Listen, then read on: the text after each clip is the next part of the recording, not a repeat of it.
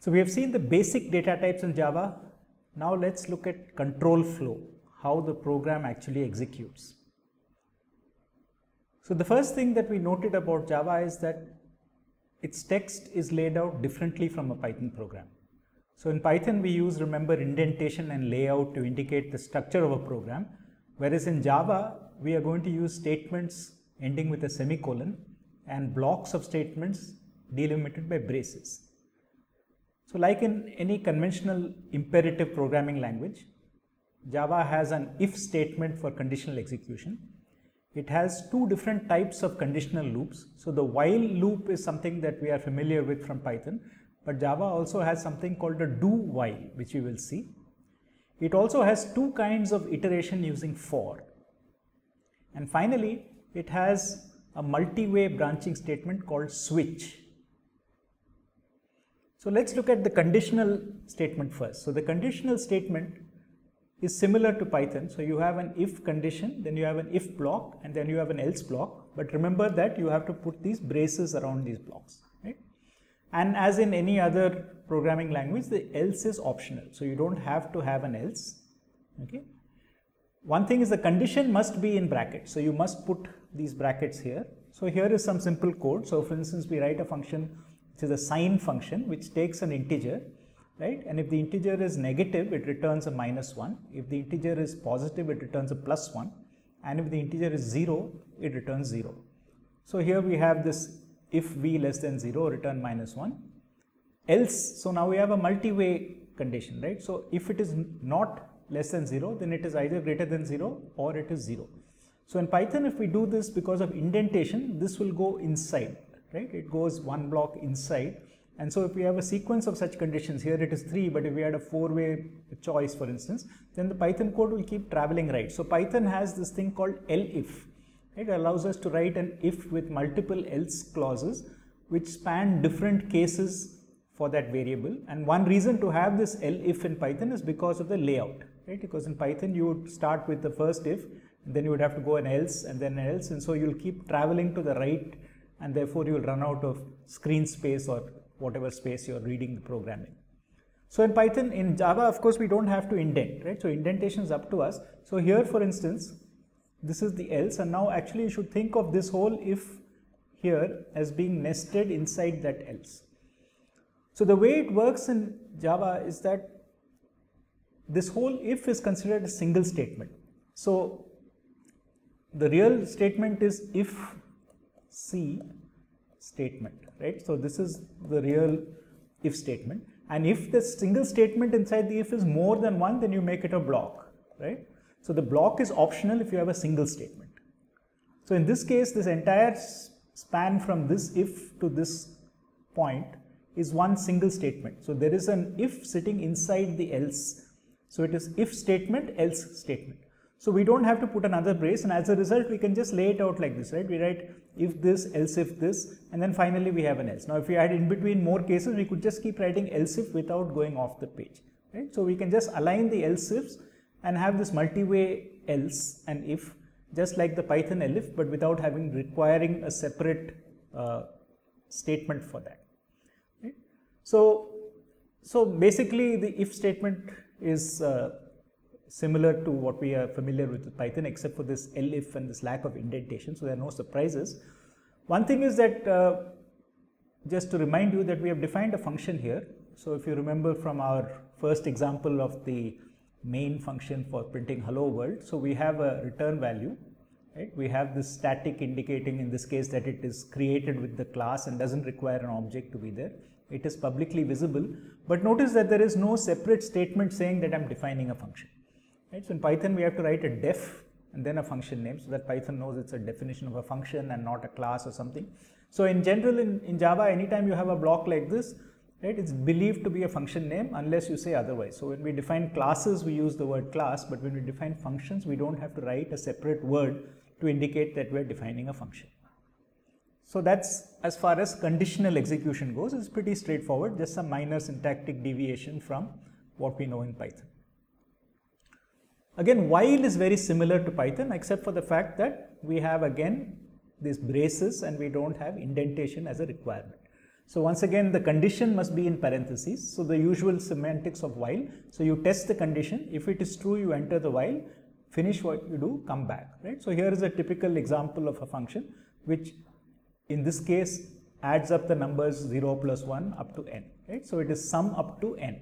So you start by initializing sum to be 0, right? And now what we are going to do is we are going to start from n and count down to 0. So while n is greater than 0, we add the current value of n to sum. So remember this shortcut, this is the same as sum equal to sum plus n, right? So we mentioned this last time. So it is convenient to save some space also when writing these things. And then this is the decrement operator. This is n is equal to n minus 1. So I have written it deliberately just to remind you so that you get familiar with these shortcuts, which are quite common when you read Java code, right? So you take the sum, update it with the current value of n, and you decrement n, and then n will be tested again. And since we are starting with some value of n which is positive, it will come down to 0. And if n was negative to start with, you would already fail this test and you would return the sum to be 0. So finally, like any other function, you return sum, right? So the while loop is fairly simple, nothing to be, nothing new there. So what is new in Java compared to Python is that you have a while loop in which the while is tested at the end. Okay. So here is a different way of doing this same function. So you start at 0, right? And then you go up to n. So you start with I equal to 0. So initially you add I0, then you add I plus 1, and if I is less than or equal to n, then you continue so that you will add the next value. So until the time that it becomes equal to n, you will be incrementing I. When it becomes strictly greater than n, this while will fail and you will come out, right? So the while is tested at the bottom of the loop rather than at the top of the loop. So the implication therefore is that when you enter for the first time, it's not checking anything. So you will always go through this loop at least once, right? So in the while loop, you could come out of the while loop without doing anything. So in the previous example, right, if we started here and n was already negative or n was already 0, we would never enter the while loop. Whereas here, we will always enter the while loop, but it doesn't matter in case you check, you can check it if n is 0, for instance, you will start by adding 0, then I will become 1 and it will come out.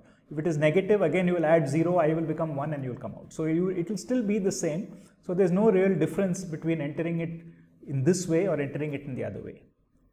So why would you want to do something like this? Well, a typical example where this kind of a loop is useful is when you're actually asking for input and checking whether the input is something sensible, right? For instance, you might say, keep typing something, and when you finish, type a blank line. Okay, so you are expecting the user to enter something, and then the end of input is signified by entering a blank line. So you would like to always start by reading a line, right? So here is a simple do while loop. So the do says first read an input line and then check whether the input line satisfies some condition or not. So for example, if the input line is not empty, then the reader is not, user has not finished. So you'll go back and read one more line. And if the input line is empty, you'll exit.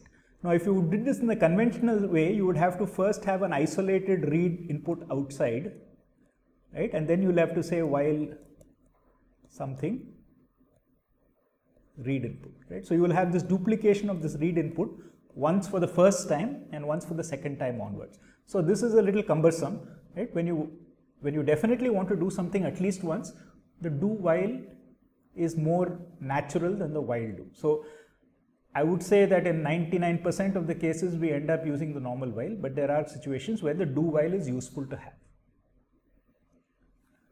So the do while and the while do are conditional loops, right? So they keep iterating so long as a condition is true. So it is up to you to make sure that the condition becomes false, because if the condition never becomes false, then the loop will not terminate and you will have an infinite execution and the program will not end.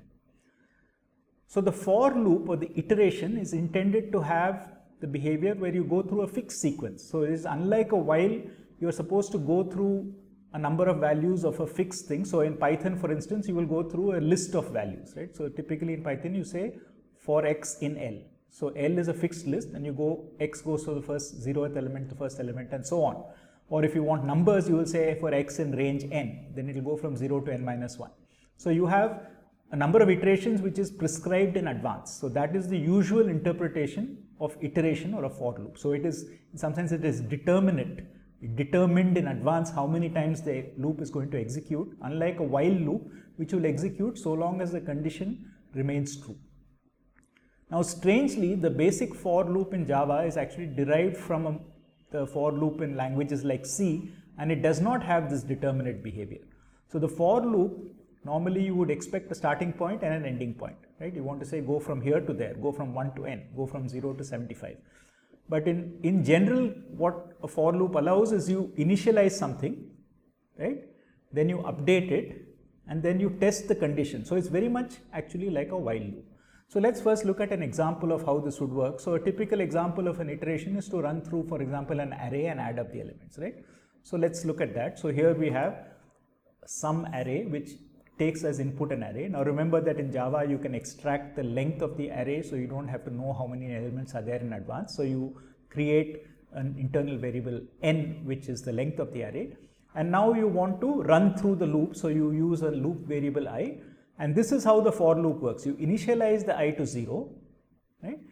You increment at the end of every iteration the value of I by 1, so remember this is I equal to I plus 1, right?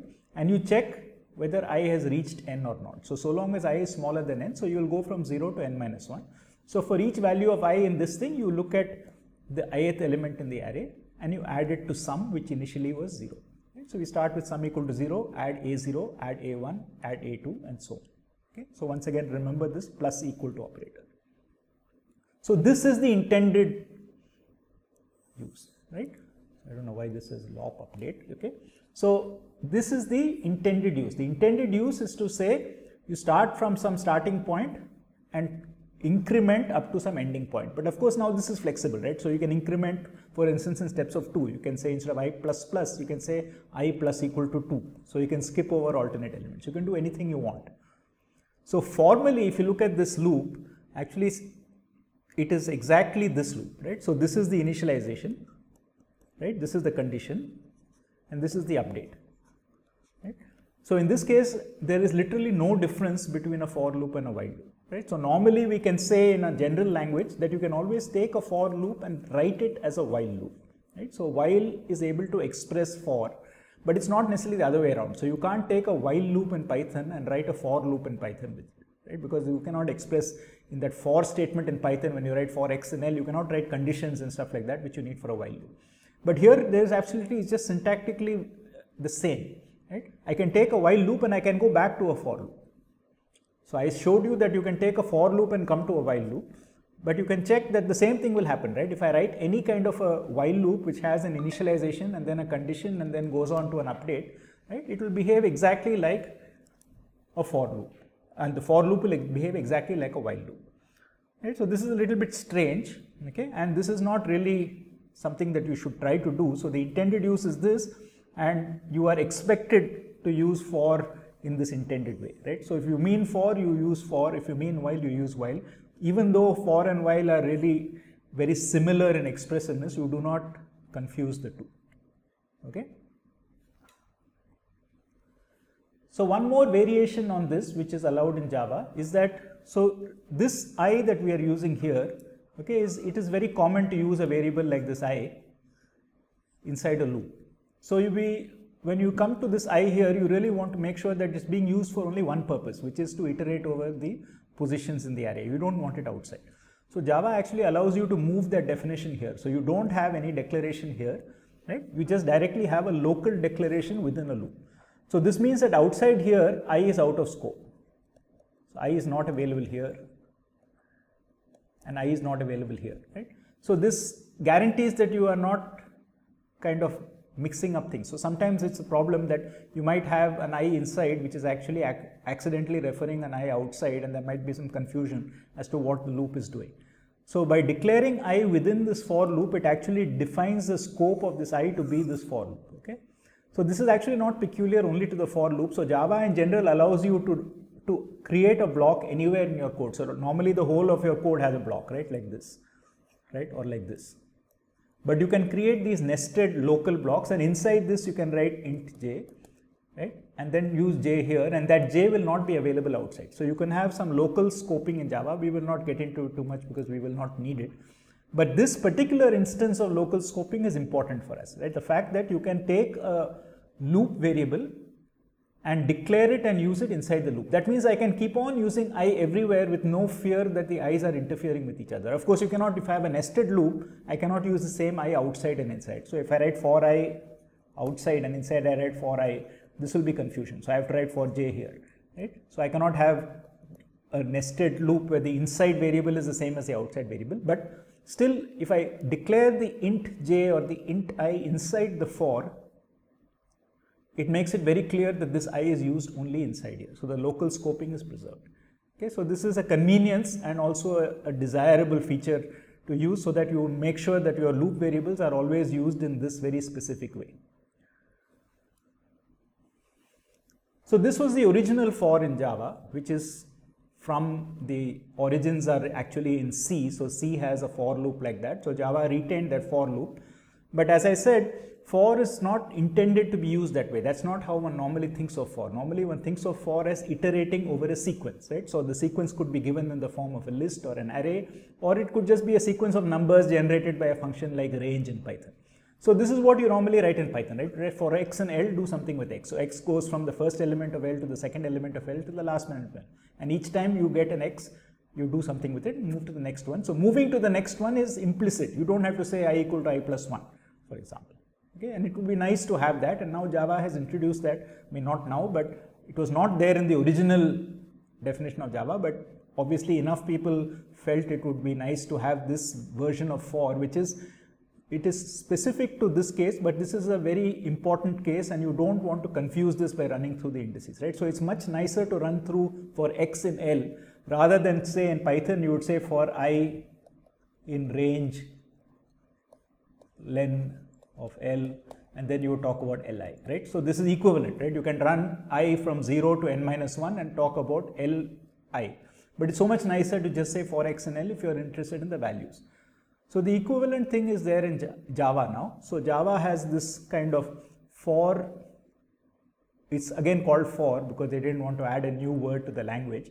So this is a different version of for, and it's very different. It doesn't, so the previous one has these two semicolons, right? The initialization, semicolon, the condition, semicolon, the update, right? So in this for loop, you have a colon first of all. What is on the right side is in this case an array, but as we will see later on as we get into this later part of the course, it can be any kind of a sequence. So Java has other types of sequences, so any kind of a sequence. And this is the variable that runs over that sequence, right?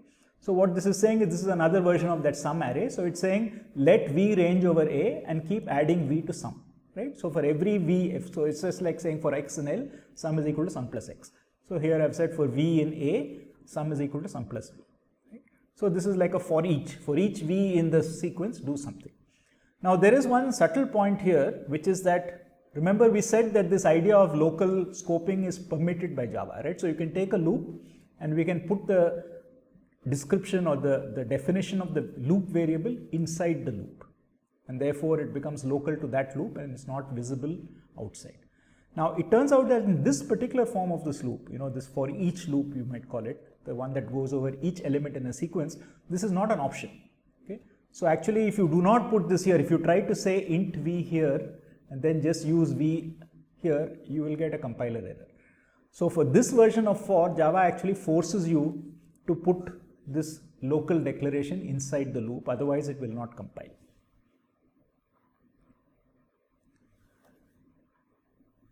So we saw earlier that there is this if else if way of going through multiple conditions, but quite often you have a situation where you have a variable which takes one of n values. So I mean, you have all seen these kind of interactive voice menus, right? You pick up the phone and it says press 1 if you want international, press 2 if you want domestic, and press 3 if you want something else, right? So you have these kind of situations where you want to choose between a fixed number of alternatives.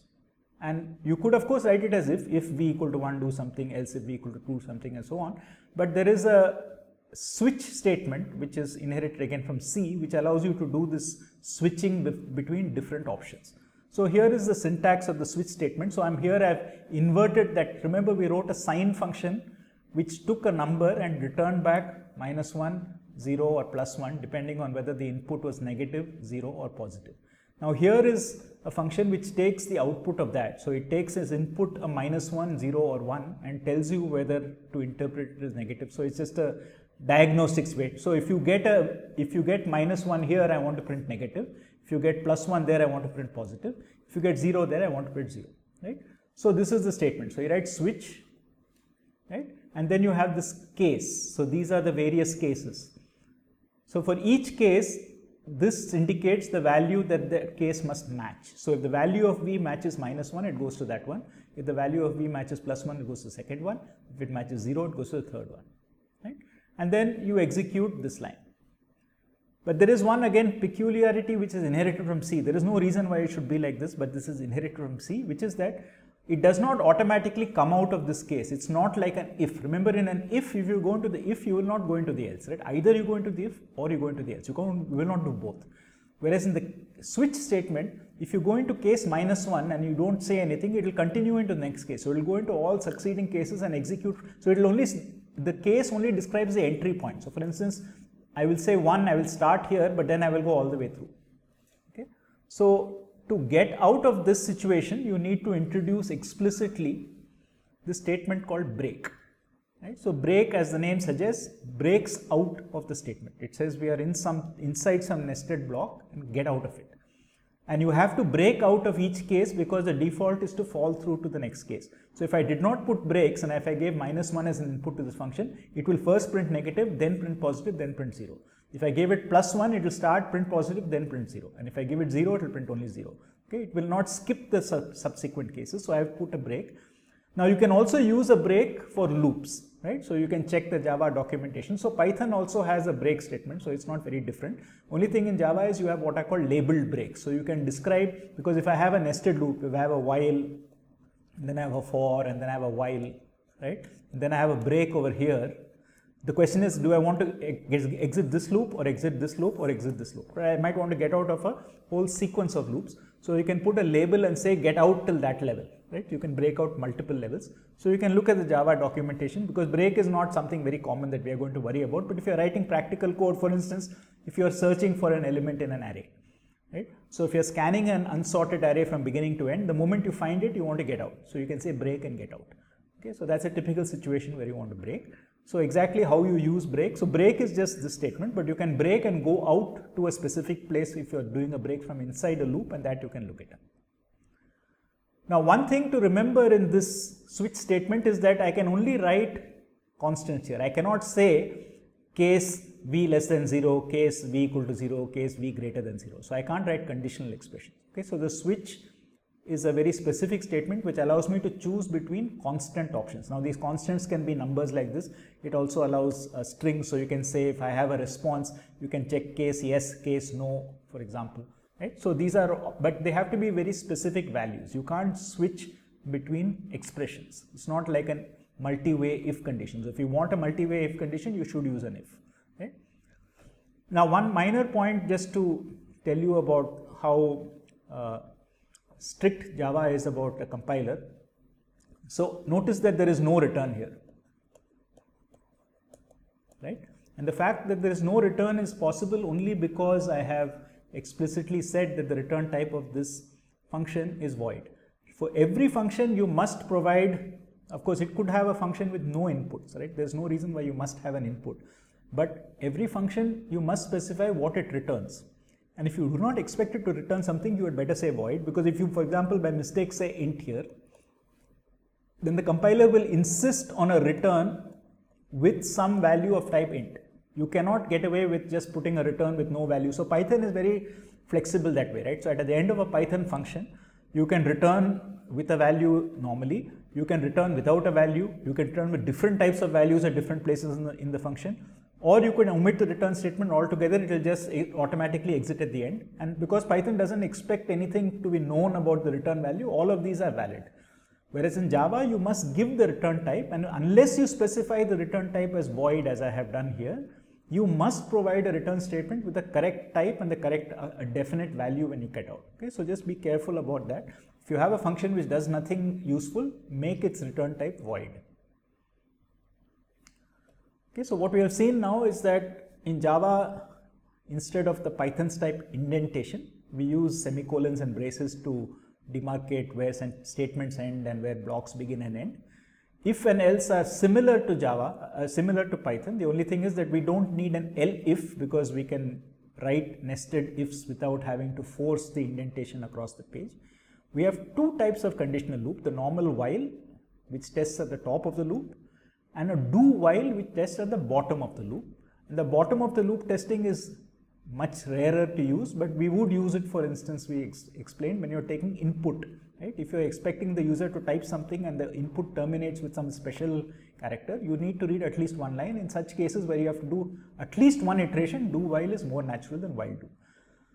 For also there are two types. There is the C style for, which is very flexible and it's really a disguised while loop, but you're intended to use it by setting a variable to be the initial value, final value, test the condition for the final value and have an increment. But you can also write a for which runs through the elements of an array, for example, but then you must use local declarations. So for loops allow local declarations. In general, Java allows you to locally scope a variable by creating a nested block, but in particular this nested block can be a for loop, and if you are using this for v in a form, then you must put a type here, right? You cannot use this for a variable which is not locally scoped within the for loop. And finally we saw that you can do a multi-way branch among a set of constant options like 0, 1, 2 or yes, no or so on with a switch statement. But the switch statement again inherits, for no particular reason except that it is familiar to people, it inherits the C option of falling through. So each case automatically leads to the next case. So you only get an entry point from the switch, not an exit point. So you must explicitly exit by using the break, otherwise you fall through and you will unnecessarily execute multiple cases. So it's not like an if else in that sense. It doesn't automatically choose only one segment. It will choose a starting point and will keep going until you break.